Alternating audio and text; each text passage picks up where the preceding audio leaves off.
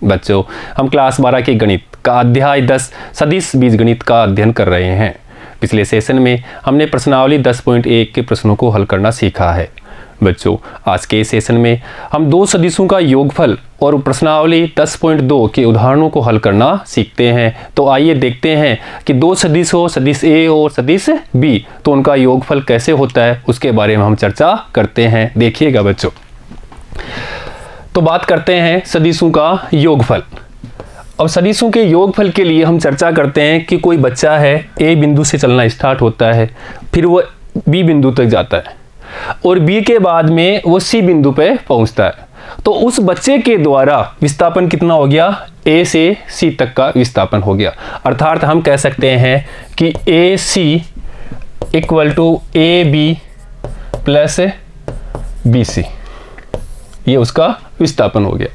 अब देखिएगा बच्चों, ये हमारे पास में एक सदिश है ए और ये सदिश है हमारे पास में बी सदिश। तो ये ए सदिश और बी सदिश, तो इनका विस्थापन सदिश होगा विस्थापन सदिश, विस्थापन सदिश, और विस्थापन सदिश होगा ए सी सदिश।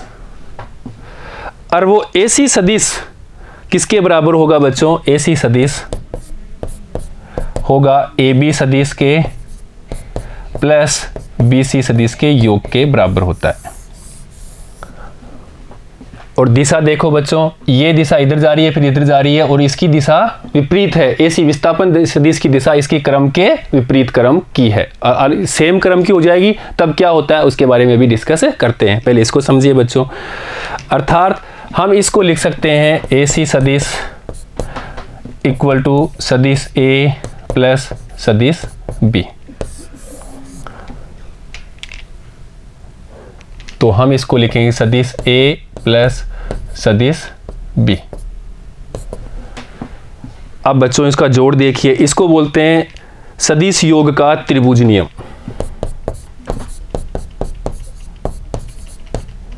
सदिश योग का त्रिभुज नियम।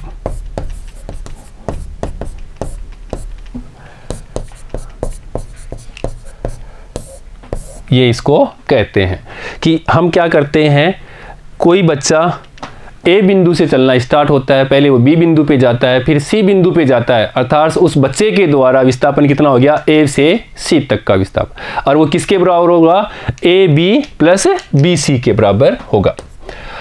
अब बच्चों ए बी ये क्या है? ए सदिश ले लेते हैं और इसको बी सदिश ले लेते हैं। तो विस्थापन सदिश कौन सा होगा? ए सी, और वो किसके बराबर होगा? सदिश ए प्लस सदिश बी। और यही क्या कहलाता है? त्रिभुज का नियम, सदिश योग के लिए त्रिभुज का नियम। अब देखिए बच्चों,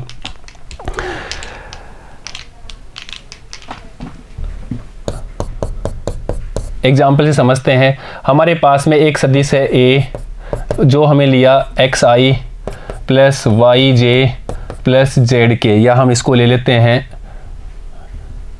परिणाम में ले लेते हैं बच्चों 2i plus 3j plus 4k। ऐसे एक बी सदिश लेते हैं बच्चों, वो है हमारे पास i plus 2j plus 3k। तो हमें ए सदिश प्लस बी सदिश लेना हो, ए बी का योग करना हो, तो इसके साथ आई के साथ वाले आई के सदिश जुड़ेंगे, और जे के साथ वाले जे के सदिश, और के साथ वाले के सदिश। आई कैप जे कैप ये इसको दिशा को निरूपित करता है, और ये उसके परिमाण को निरूपित करता है, जिसको ये घटक हैं जिसको बोलते हैं, ये दो जो होते हैं वो अदिश घटक है, और ये 2i मिला करके पूरा बोलते हैं उसको सदिश घटक, जिसके बारे में भी चर्चा करेंगे। देखिए, तो यहाँ अपन इसको लिखेंगे 3i कैप प्लस इसको करेंगे दोनों को तो 5j cap plus 7k cap. तो ऐसे हम इसका योग कर लेंगे बच्चों। अब बात करते हैं, देखिएगा ये सदिश है हमारे पास में a, और एक सदिश है हमारे पास में ये b सदिश, जिसको हम ऐसे लिख लेते हैं, ये a सदिश, और एक सदिश है ये मान लेते हैं अपन b सदिश। तो इस b सदिश को अपन यहाँ रख लेते हैं, इसकी डायरेक्शन ये है, ये b सदिश। तो ये सदिश जो विस्थापन सदिश होगा वो ये a हो गया, ये b और ये c। तो विस्थापन सदिश कौन सा होगा? AC विस्थापन सदिश। और इसका मान किसके बराबर होगा? सदिश A प्लस सदिश B के। अब देखिएगा, अगर हम यहाँ से देखो, ये हमारे पास सदिश A है, ये सदिश A लिया और ये सदिश हमने B लिया। इसके सदिश को यहाँ पे रखा तो ये हमारे पास A सदिश और ये B सदिश।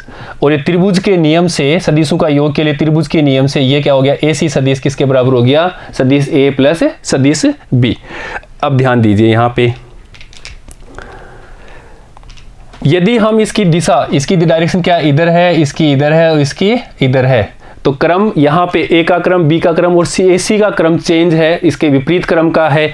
अगर यहाँ पे अपन बात करते हैं, ये किसके बराबर है? सदिश, इसके लिए AC सदिश इक्वल टू AB सदिश प्लस BC सदिश। ये त्रिभुज सदिश योग के लिए त्रिभुज नियम। अगर हम इसकी डायरेक्शन क्या कर लेते हैं, इसी क्रम में रख लेते हैं, तीनों के क्रम एक ही क्रम में रख लेते हैं, एक ही क्रम, तब क्या होगा?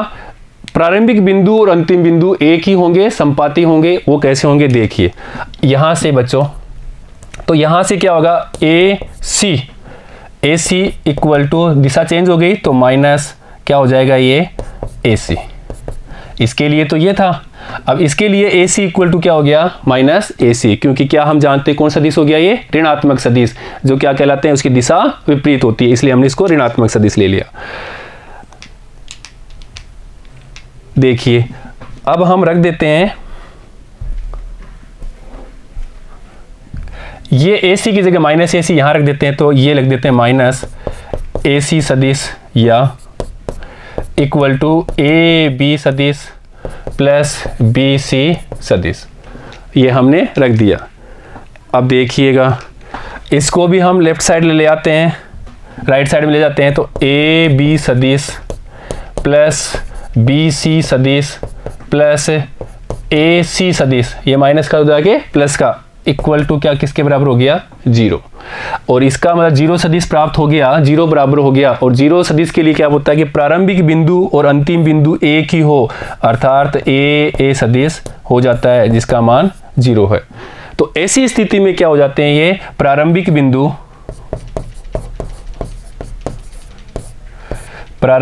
और अंतिम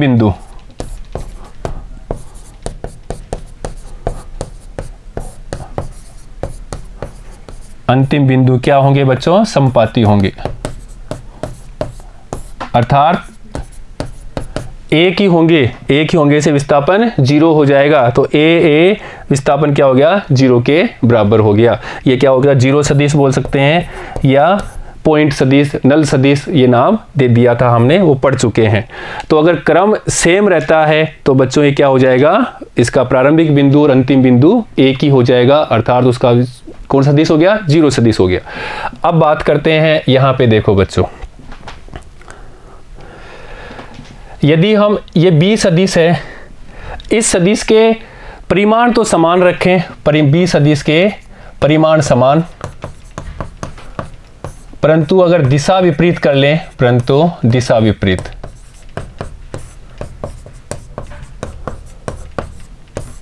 और जिसके लिए हमने ये सदिश ले लिया है, परिमाण तो समान है, दिशा विपरीत ले लिया, वो ले लिया हमने BC डैश, जिसका परिमाण तो क्या है?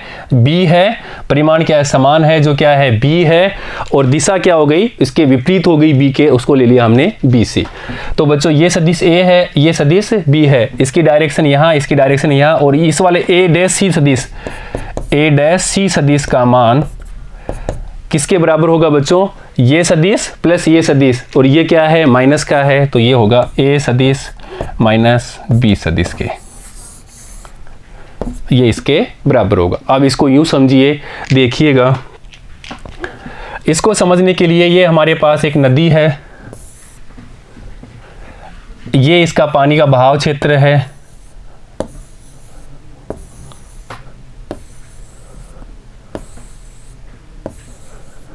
पानी का बहाव क्षेत्र, पानी का बहाव कहाँ से कहाँ जा रहा है, यहाँ से इधर पानी का बहाव जा रहा है। अब बच्चों इस किनारे से हमको नाव लेकर के हमें इस किनारे तक जाना है, दूसरे किनारे पर।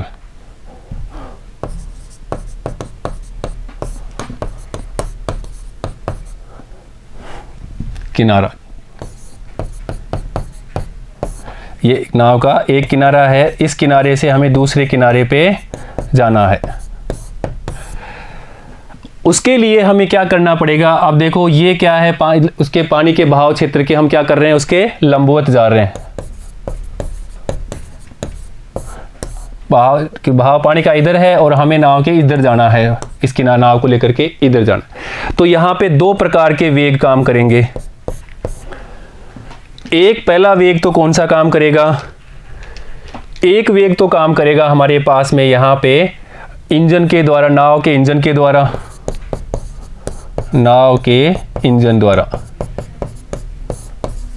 जो इंजन को आगे धकेलता है। और दूसरा जो वेग काम करता है वो है पानी के बहाव का वेग, पानी के बहाव। तो नाव का तो इधर करे खींचेगा और पानी के बहाव को इधर ले जाएगा। और इन दोनों के बाद में परिणाम, इन दोनों से हमें क्या मिलेगा, परिणामी बल मिलेगा, परिणामी वेग मिलेगा, वेग। और उसकी सहायता से हम इस किनारे को इस किनारे में परिवर्तन करते हैं। और इस प्रकार के क्वेश्चनों को सोल्व करने के लिए हमें सदिशों का योग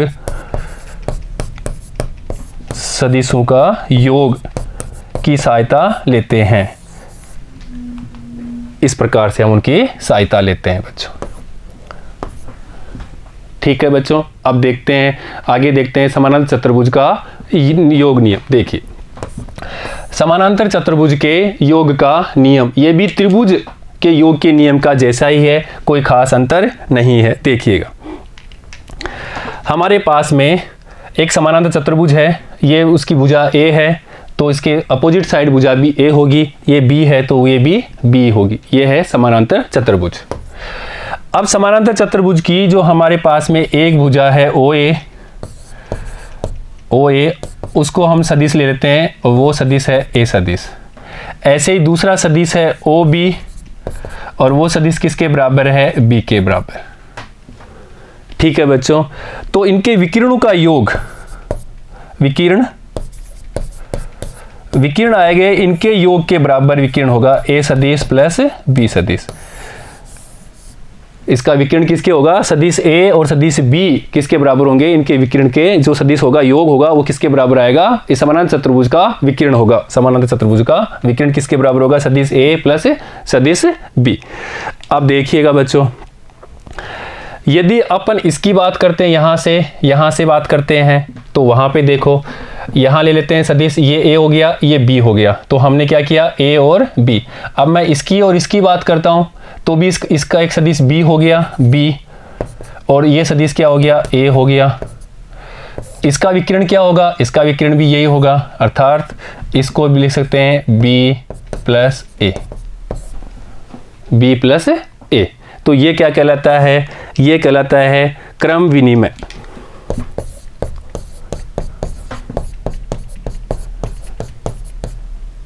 क्रम विनिमय गुणधर्म। और क्रम विनिमय क्या होता है, पहले तो वो समझो। क्रम विनिमय होता है कि 2 को हमने 3 से जोड़ा तो हमारे पास में क्या प्राप्त होता है बच्चों, 5। 2 संख्याओं के लिए क्रम योग के लिए 2 संख्याओं क्रम विनिमय गुणधर्म का पालन होता है। और अपन 3 को पहले ले, 2 को बाद ले लें तो भी हमारे पास क्या होता है, 5 ही प्राप्त होता है। ये होता है क्रम विनिमय। अब यहाँ पे देखिए, ये रेखा ए है, पहले बी है, तो ये क्या होगा, ए बी रेखा ही होगी। इसको लिया हमने बी, तो ये बी है, ये ए है, तो ये है, ये तो ये इसके लिए विकिरण कौन सा होगा, बी ए, तो दोनों एक ही है। अर्थात ए बी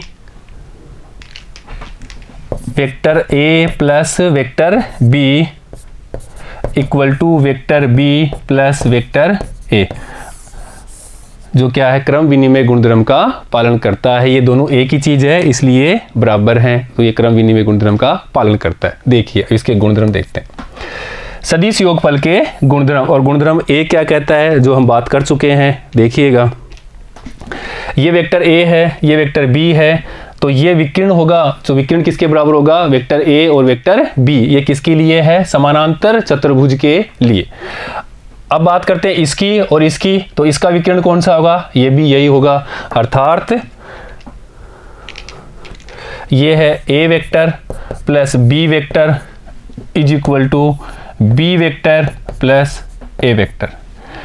क्यों है, क्योंकि A B vector plus A D vector equal to कौन सा वेक्टर है हमारे पास में, ए सी वेक्टर। यही प्राप्त हो रहा है, देखिएगा। और ए बी वेक्टर है ए वेक्टर, और ए डी वेक्टर है हमारे पास में बी वेक्टर, और ए सी वेक्टर प्राप्त हो रहा है सी वेक्टर। अब हम इसकी बात करते हैं, ए डी सी की, देखिएगा।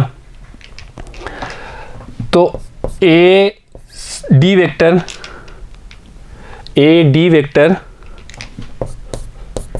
Plus D C vector equal to A C vector. B plus C किसके बराबर है, विकिरण के बराबर है, समांतर चतुर्भुज का नियम है ये।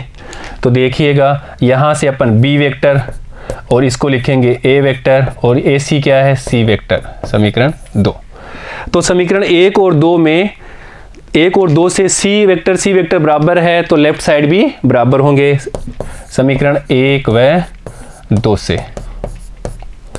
इसलिए A vector plus B vector is equal to B vector plus A vector. ये बोलते हैं क्रम विनिमय गुणधर्म का पालन। योग के लिए क्रम विनिमय गुणधर्म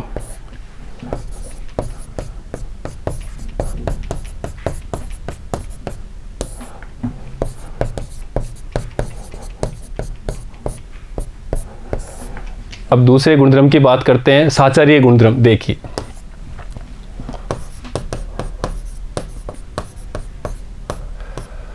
और साचार्य गुणधर्म के लिए 3 संख्याएं लेते हैं, और हम जानते हैं, ये बात कर चुके हैं पहले, साचार्य गुणधर्म क्या होता है उसकी बात करते हैं कि एक है हमारे पास 2 + 3, उसको जोड़ा और बाद में हमने 4 को जोड़ा, तो 3 + 2 5, और 5 में हमने 4 जोड़ा तो हमारे पास प्राप्त हो गया 9। और बच्चों, अगर हम 4 या ऐसे करें इसको, 2 + 3 और 4 को जोड़ते हैं, तो 4 3 7, और 7 में 2 जोड़ा तो 9, तो ये भी 9। तो इन दोनों लेफ्ट साइड बराबर है तो राइट साइड भी बराबर होंगे। तो देखिएगा, 2 + 3 + 4 इक्वल टू 2 + 3 + 4, और यही है साचार्य नियम।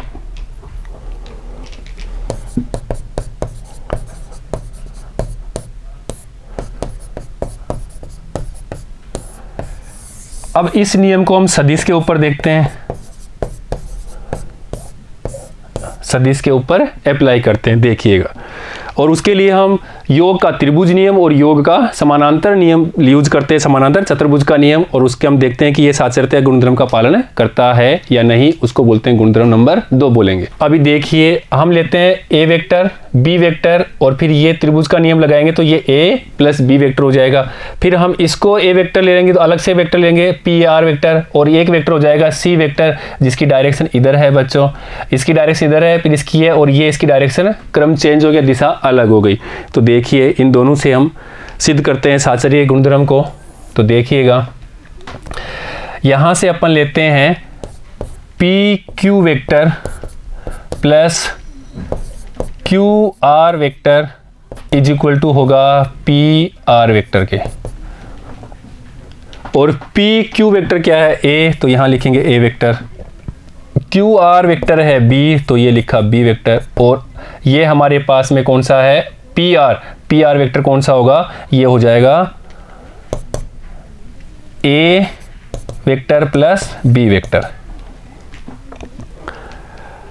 अब देखिएगा, अगेन हम इसको एक वेक्टर ले लेते हैं और इसको एक वेक्टर ले लेते हैं, और इसके लिए फिर हम त्रिभुज का योग नियम लगाते हैं। तो देखिएगा, तो P R vector plus R S vector वो किसके बराबर हो जाएगा, पी एस वेक्टर के, और पी आर किसके हैं, पी आर है A vector plus B vector का योग, प्लस आर एस वेक्टर है सी वेक्टर, और वो किसके बराबर हो जाएगा, ए plus B vector plus C vector. अब यहाँ पे देखिएगा बच्चों, इस वाले चित्र से देखिएगा, यहाँ पे अपन ले लेते हैं ये वेक्टर, पहले यहाँ से ए वेक्टर ये लेते हैं, पहले ये वेक्टर प्लस ये वेक्टर, तो ये कौन सा हो जाएगा, बी सी वेक्टर। देखिएगा Q R vector plus R S vector equal to कौन सा वेक्टर हो जाएगा, क्यू एस वेक्टर। तो क्यू आर क्या है, क्यू आर है हमारे पास में B vector plus R S vector है C vector equal to Q S हो जाएगा बी प्लस सी वेक्टर। अब की बार ये वेक्टर ले लेते हैं और एक ये वेक्टर लेते हैं और फिर इसके लिए त्रिभुज नियम लगाते हैं, इसलिए तो देखिएगा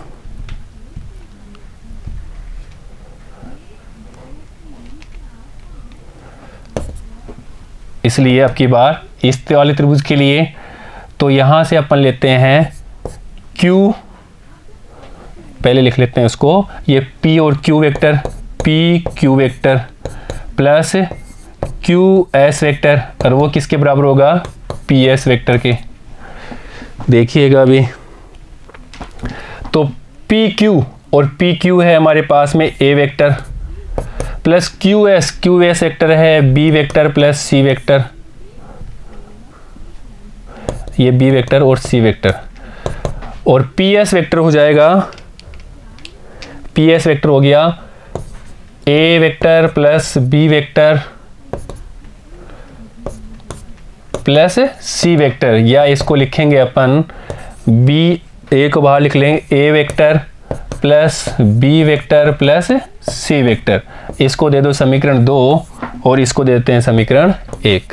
अब बच्चों यहाँ पे भी वही चीज़ है PS, यहाँ पे भी वही चीज़ है PS, तो समीकरण 1 और 2 से हम कह सकते हैं, समीकरण 1 और 2 या इसको इन दोनों से हम कह सकते हैं कि A vector plus B vector का योग प्लस C वेक्टर का योग is equal to A vector plus B vector plus C vector का योग के बराबर होता है, और यही साचरीय नियम है।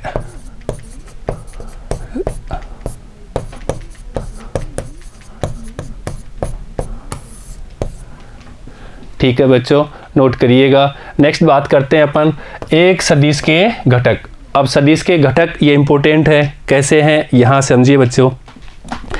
ये सदिश है जिसके ये बिंदु A है, ये डायरेक्शन कौन सी है, YX है, ये ZX है और ये हमारे पास में XX है। हमने अंतरिक्ष में या 3D में ये लिया है एक।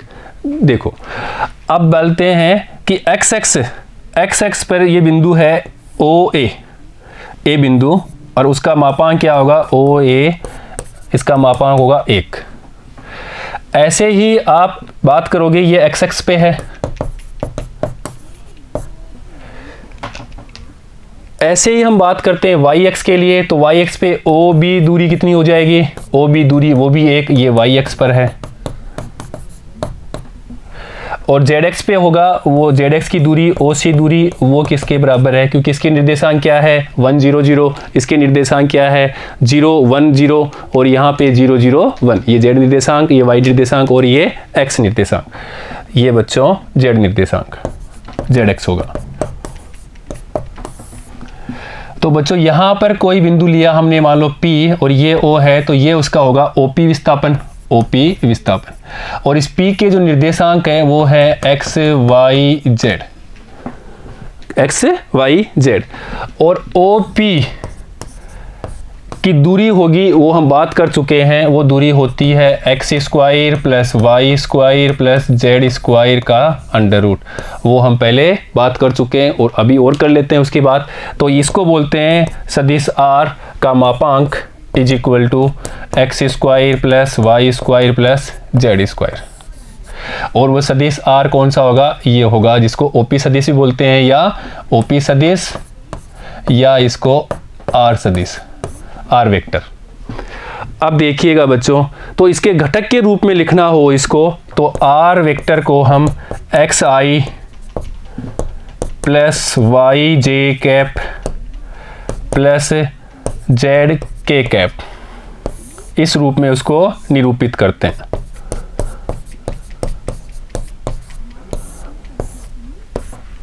इसको किस रूप में निरूपित करते हैं? एक्स आई। अब इसमें क्या एक्स आई, ये एक्स क्या है? ये उसकी लंबाई है, परिमाण है, और आई कैप क्या है? वो दिशा है, एक्स दिशा की लंबाई और उसका परिमाण, प्लस वाई कौन सा है? वाई एक्स पे उसकी लंबाई है, और ये क्या, जे क्या दिखाएगा? जे कैप उसकी दिशा को दिखाएगा। ऐसे ही जेड एक्स पे उसकी दूरी है, मापांक है या उसकी लंबाई है, और के कैप दिखाएगा जेड एक्स की दिशा। देखिएगा, तो यहां पे हम लिखेंगे अदिश घटक।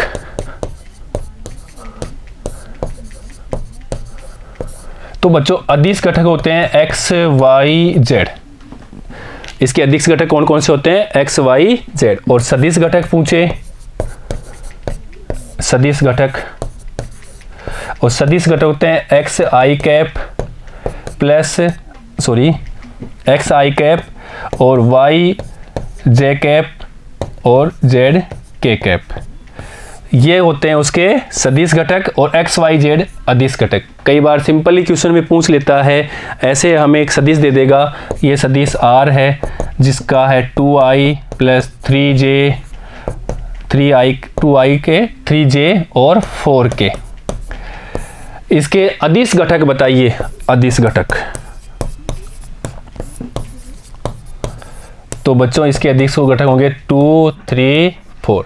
अगर इसी क्वेश्चन में हमें पूछे कि इसके सदिश घटक बताइए, सदिश घटक, सदिश घटक वो होंगे 2i कैप 3j कैप और 4k कैप। अर्थात x पे x की दिशा में कितनी दूरी है? 2, y दिशा में 3 और z दिशा में 4। ये दिखाता है उसकी लंबाई को प्रदर्शित करता है, और ये उसकी दिशा को कि x दिशा में कितनी लंबाई है, और ये दिशा दिखा रहा है, और ये परिमाण मापांक। ऐसे ये दिशा और ये उसकी दिशा, ये परिमाण और ये दिशा, 4 दिशा उसकी परिमाण लंबाई को दिखाता है और के उसकी दिशा को दिखाता है। इसलिए इसको सदिश घटक बोलते हैं। और अदिश घटक पूछे तो ऐसे बताना है। ठीक है बच्चों, अब देखते हैं, इनकी बात करते हैं कि ये जो आर सदिश माना हमने, ये विस्थापन सदिश है ओपी, जिसको बोल देते हैं ओपी, जिसको हमने निरूपित किया x I cap plus y J cap plus z K cap,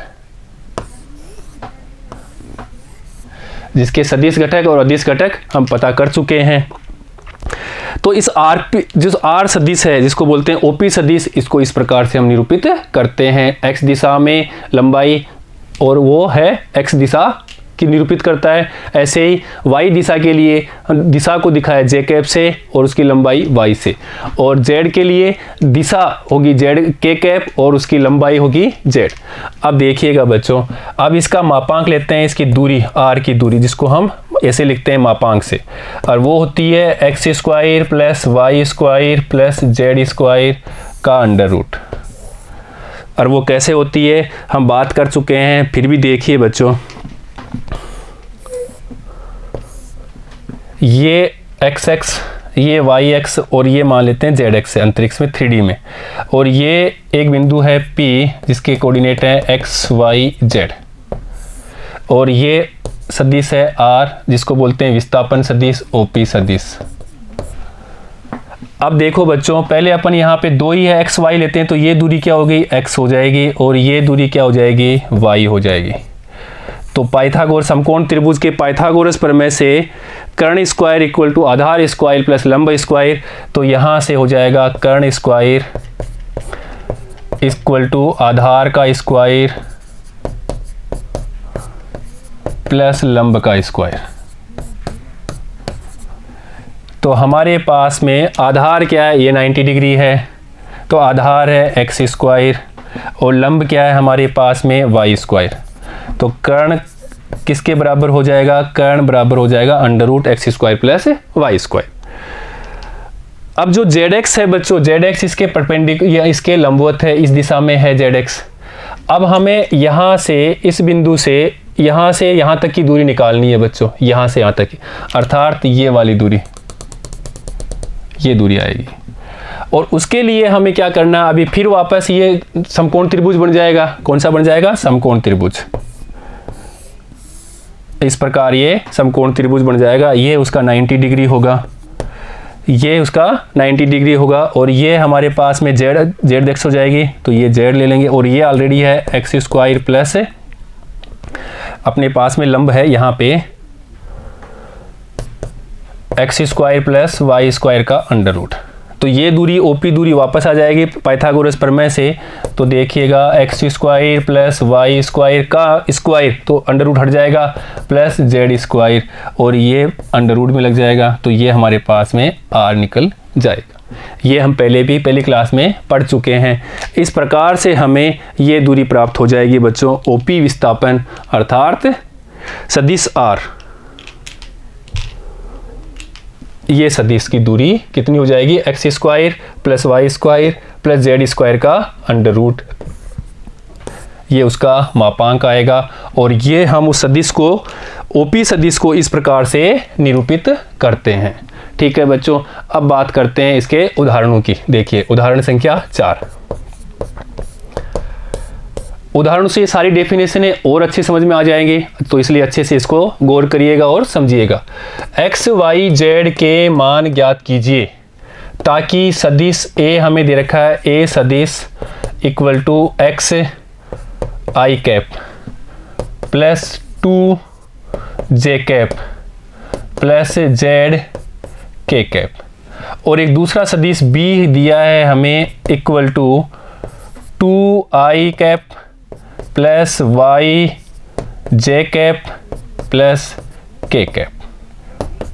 ये हमें दो सदिश दे रखे हैं और कह रहा है कि एक्स वाई जेड के मान निकालने हैं, एक्स के यहाँ से जेड का और यहाँ से वाई का। और उसके लिए हमें कंडीशन दिया है, एक शर्त दी है कि ये सदिश कौन से हैं, ए सदिश और बी सदिश क्या है? समान सदिश हैं।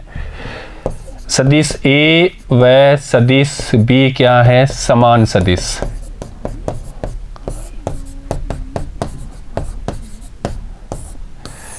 और इक्वल वेक्टर होने पे हम जानते हैं कि इक्वल वेक्टर तभी होता है कि सदिश ए बराबर सदिश बी, और इसके लिए उसका परिमाण और उसका मापांक दोनों बराबर होते हैं। परिमाण और मापांक दोनों बराबर, परिमाण प्लस मापांक, परिमाण प्लस दिशा, ये दोनों बराबर होते हैं।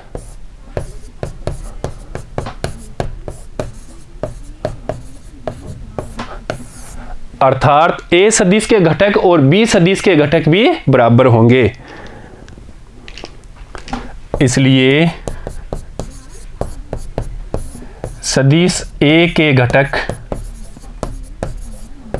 व सदिश बी के घटक बराबर होंगे।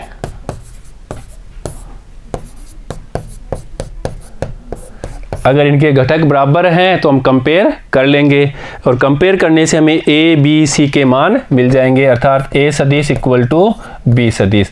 तो इनके क्या हैं? घटक भी बराबर हैं। तो समीकरण 1 और 2 की तुलना से, समीकरण 1 व 2 की तुलना से, तुलना क्यों कर रहे हैं? क्योंकि इनके घटक बराबर हैं, अर्थात इसका एक्स घटक ए का, सदिश ए का एक्स घटक और सदिश बी का एक्स घटक बराबर हैं। इसलिए हमें तुलना कर लेंगे तो हमें एक्स का मान, वाई का मान और जेड का मान प्राप्त हो जाएगा। अब देखो बच्चों समीकरण 1 और 2, तो समीकरण 1 और एक्स बराबर यहाँ पे क्या है? एक्स है, यहाँ पे 2 है, तो एक्स बराबर 2, तो यहाँ लिखेंगे एक्स बराबर 2। ऐसे ही वाई और जेड भी देख लेते हैं बच्चों, देखिएगा। तो y से करते हैं तो y बराबर भी 2 आ रहा है, और देखो z की बात करेंगे तो यहाँ पे अपन लिख सकते हैं 1 के, तो z का मान 1 हो जाएगा। तो यहाँ से y बराबर भी 2 और z बराबर 1, और यही हमारा आंसर है कि एक्स वाई जेड के मान निकालने हैं। उसके लिए हम इनके घटक को बराबर कर दिए, और बराबर करते क्यों किया? क्योंकि वो कंडीशन दे रखी है कि क्या है, समान वेक्टर है, इक्वल वेक्टर है, और इक्वल वेक्टर होंगे तो उसकी दिशा और परिमाण भी बराबर होगी, और उसके लिए एक घटक, एक के वेक्टर के घटक और बी वेक्टर के घटक भी बराबर होंगे। और हमने समीकरण 1 और समीकरण 2 की तुलना कर ली तो हमें एक्स वाई जेड के मान प्राप्त हो गए। अब देखते हैं उदाहरण संख्या 5। मान लीजिए हमें दे रखा है कि ए वेक्टर है, सदिश ए, वो है हमारे पास में आई कैप प्लस 2 जे कैप। आई कैप का मतलब इसका मापांक 1 है, लिखो या मत लिखो, आई के साथ में 1 है, यानी कि उसकी लंबाई 1 है। और दूसरा बी वेक्टर दिया है, बी सदिश हमें दे रखा है 2 I cap plus J cap, और पूछ रहा है तब क्या ए का मापांक और बी का मापांक बराबर है क्या? क्या मापांक दोनों के बराबर हैं? और मापांक हम जानते हैं, मापांक, इसलिए मापांक के लिए हम जानते हैं कि x square plus Y square का अंडर रूट। तो इसका एक्स स्क्वायर क्या है, यहाँ पे है 1 का, एक्स क्या है यहाँ पे 1, ए के लिए तो 1 का स्क्वायर, प्लस इसके लिए वाई का स्क्वायर, और वाई क्या है 2, तो 2 का स्क्वायर, और उसका अंडर रूट इक्वल टू 4 1 5, ये अंडर रूट 5 हो गया बच्चा। ऐसे हम निकालेंगे बी का मापांक, वेक्टर बी का मापांक, तो 2 का स्क्वायर प्लस 1 का स्क्वायर, ये भी हो गया अंडर रूट 5। तो समीकरण देते हैं इसको 1 2 3 4। तो देखिए बच्चों, समीकरण 3 और 4 से, समीकरण 3 व 4 से, समीकरण 3 व 4 से ये बराबर है तो ये भी बराबर होंगे, इसलिए ए वेक्टर का मापांक इक्वल टू बी वेक्टर का मापांक। ये बात सही है, पहली बात। अब आगे देखते हैं, आगे कह रहा है क्या सदिश ए और सदिश बी समान है? क्या सदिश ए और सदिश बी समान है? और सदिश ए और सदिश बी समान होने पे हम जानते हैं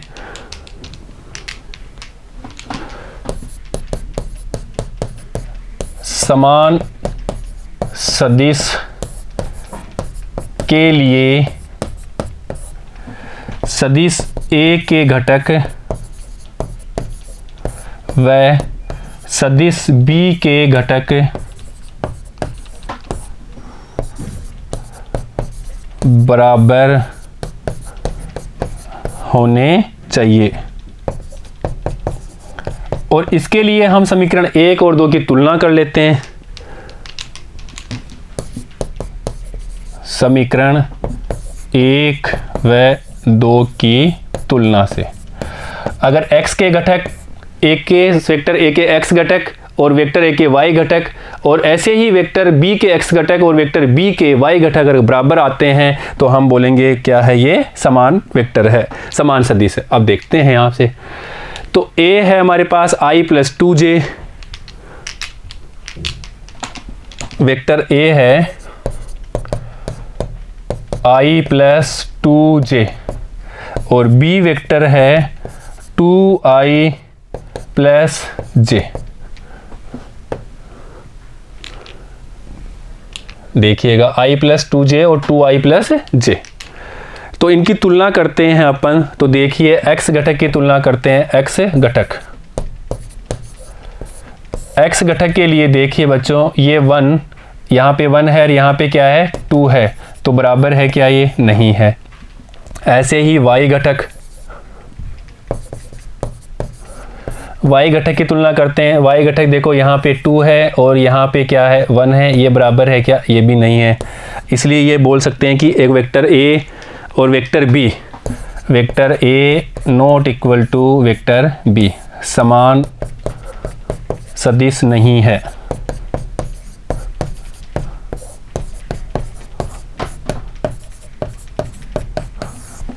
ठीक है बच्चों, नेक्स्ट देखते हैं उदाहरण संख्या 6। सदिश a हमें दे रखा है, a सदिश दे रखा है 2i cap plus 3j cap plus 4k cap, equation 1 दे दिया। के अनुदिश मात्रक सदिश ज्ञात करना है। हमें क्या करना है बच्चों, के अनुदिश मात्रक सदिश ज्ञात करना है, मात्रक सदिश।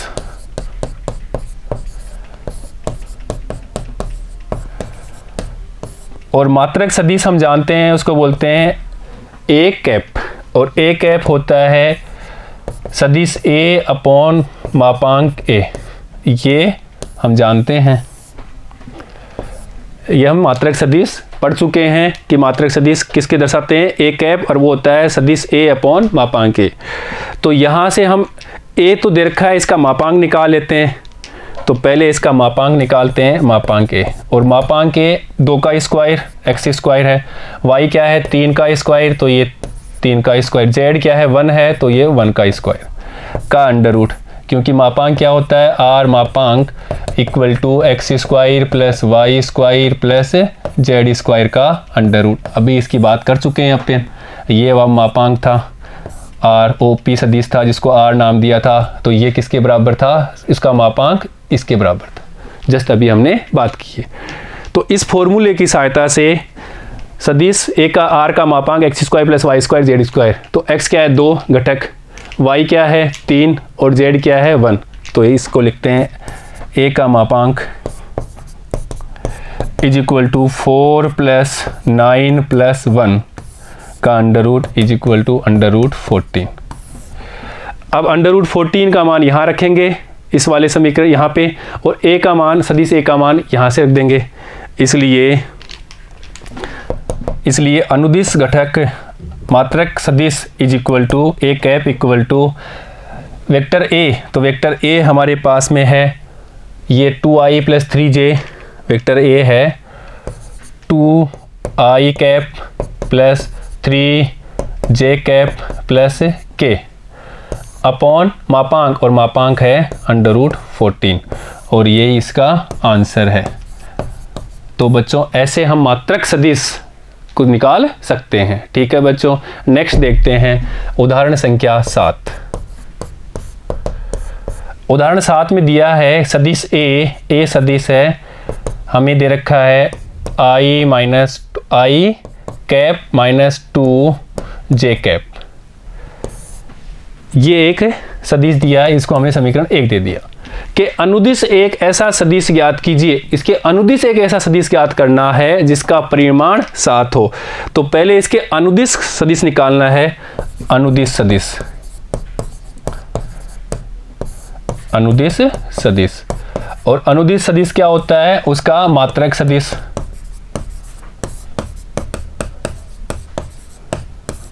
तो इस सदिश का मात्रक सदिश निकालेंगे, और मात्रक सदिश हम जानते हैं A cap equal to vector A upon मापांक ए।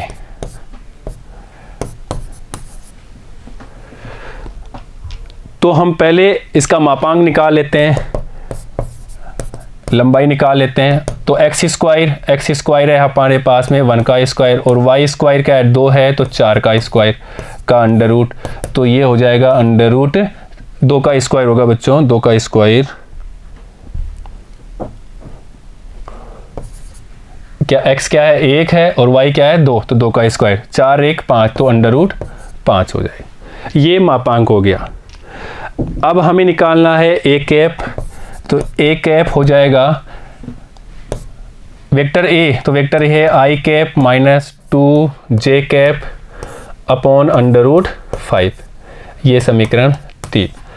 अब क्वेश्चन में क्या दे रखा है, क्वेश्चन में देखना है कि ऐसा सदिश ज्ञात करना है जिसका परिणाम अर्थात उसकी लंबाई मापांक तो क्या हो 7 इकाई हो। तो बच्चों और हम मात्रक निकाल चुके हैं, इसलिए प्रश्नानुसार 7 इकाई हो, तो हम परिमाण कितना है 7 है, तो इसके साथ 7 से multiply 7 A cap equal to, यहाँ पे भी अपन 7 से मल्टीप्लाई कर देंगे तो 7 I cap minus 2j cap upon under root 5, या तो बच्चों 7 I cap equal to multiply कर देते हैं तो 7 I cap upon under root 5, ऐसे ही माइनस 7 इंटू 2 तो 14 जे कैप अपॉन √5 और यही इसका आंसर है बच्चों। ठीक है बच्चों, नेक्स्ट देखते हैं उदाहरण संख्या 8।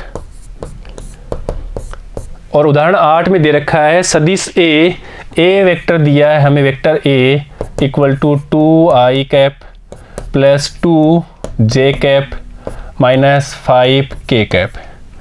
और दूसरा एक वेक्टर और दिया है वो है B vector is equal to 2i cap plus j cap plus 3k cap. के योगफल तो पहले हमें योगफल निकालना है और योगफल हम पढ़ चुके हैं। तो योगफल होता है, मान लेते हैं वो सी कैप है, योग करने पर। तो इनका योग होता है A vector plus B vector. तो आई के साथ आई जुड़ेगा, जे के साथ जे के वेक्टर जुड़ेंगे घटक और के साथ के घटक जुड़ेंगे। तो देखिएगा 4i cap plus 3j cap और -5 और प्लस 3 तो 2k कैप। और जिसको हम मान लेते हैं वेक्टर सी, ये हमने माना। a प्लस बी को कौन से वेक्टर के बराबर माना? सी वेक्टर के। अब बोल रहा है कि योग के अनुदिश, जो इसके अनुदिश मात्रक सदिश करना है, तो इसका भी मात्रक सदिश निकालना है बच्चों। वेक्टर सी का मात्रक सदिश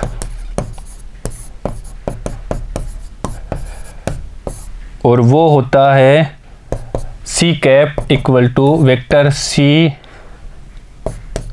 अपॉन मापांक सी, वेक्टर सी की लंबाई।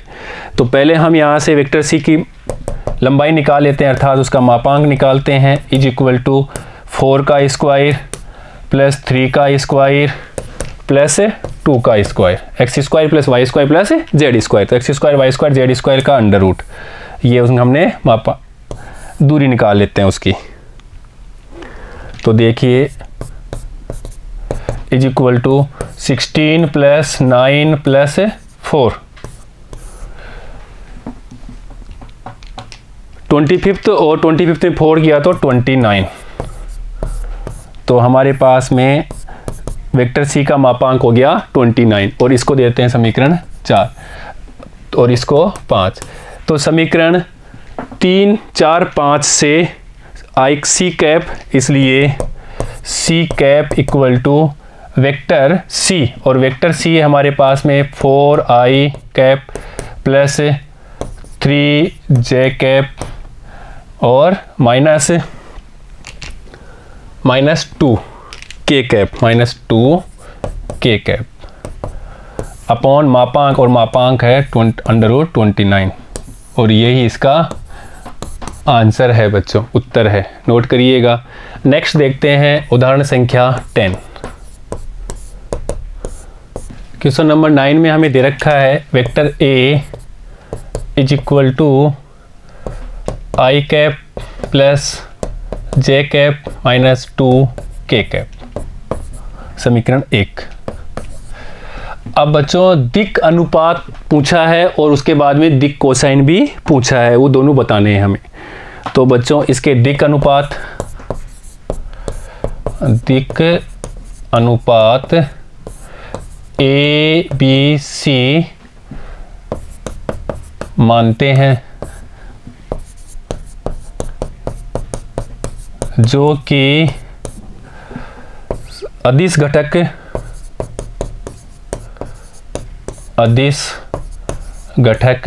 एक्स वाई जेड के समान है, के बराबर है। ठीक है बच्चों, तो देखिएगा, तो यहाँ से a इक्वल टू एक्स घटक क्या है 1, तुलना करते हैं b y घटक क्या है 1 और c z घटक क्या है -2। ये हो गए हमारे पास में दिक् अनुपात। X I cap plus y J cap plus z K cap. तो एक्स वाई जेड वो क्या कहलाते हैं? दिक् अनुपात। बच्चों हम पढ़ चुके हैं, देखिएगा हमने पढ़ा था कि यहाँ पे कोस एल्फ़ा को हमने एल लिया था, ऐसे ही कोस बीटा उसको हमने एम और कोस गामा इसको हमने एन लिया था और इसी को हम नाम दिया था दिक् कोसाइन।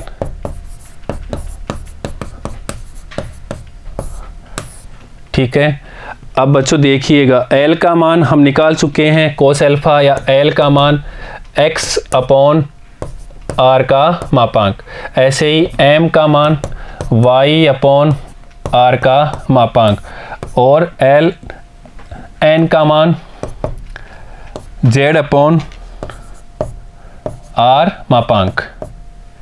ये दिक् कोसाइन है जो हम पढ़ चुके हैं। और दिक् अनुपात कौन से होते हैं? दिक् अनुपात को हमने नाम दिया था, यही दिया था ना बच्चों, L R M R N R, यही क्या नाम दिया था? दिक् अनुपात। और वो किसके बराबर थे? एक्स वाई, यहाँ से देखो x बराबर L R M R N R और x बराबर एल आर वो क्या है? x ही है और x घटक कौन सा है? A B C. दिक् अनुपात हमने मान लिया और वो इससे हमने तुलना कर ली, x घटक को हमने a, y घटक को b और z घटक को c और a b c के मान 1 1 और -2 प्राप्त हो गए। अब हम दिक् कोसाइन के मान निकालते हैं और दिक् कोसाइन के मान निकालने के लिए पहले हमें इसका मापांक निकालना पड़ेगा। देखिए बच्चों मापांक है इसका x square plus Y square plus Z square का अंडर रूट। तो x क्या है हमारे पास में 1, y क्या है 1 और z क्या है 2। तो देखते हैं बच्चों, x स्क्वायर 1 का स्क्वायर, y स्क्वायर 1 का स्क्वायर, z क्या है 2 का स्क्वायर, -2 का स्क्वायर लिखो या 2 का स्क्वायर लिखो, बात एक ही आएगी, इक्वल टू 4 5 6 अंडर रूट 6। तो हमें कोस एल्फा का मान बच्चों, कोस एल्फा को हमने l माना था, वो है x अपॉन r मापांक, r का मापांक। अब देखिए x क्या है हमारे पास 1 और मापांक क्या है हमारे, r क्या है अंडर रूट 6।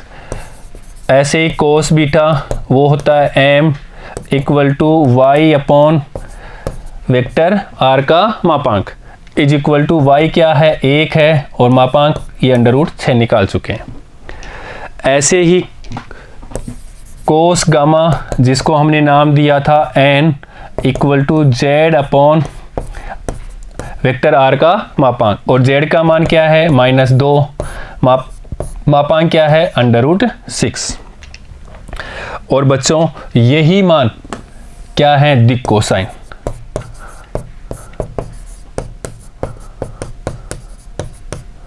दिक् कोसाइन है और हमारे आंसर है बच्चों। ठीक है बच्चों, तो x y z जो सदिश r है वो p सदिश विस्थापन सदिश जो हमें दिया है सदिश, उसके x घटक y घटक और z घटक वो तो है दिक् अनुपात। तो यहाँ से 1 1 और -2 ये तो हमारे हो जाएंगे दिक् अनुपात, 1 1 और -2 a b c के मान।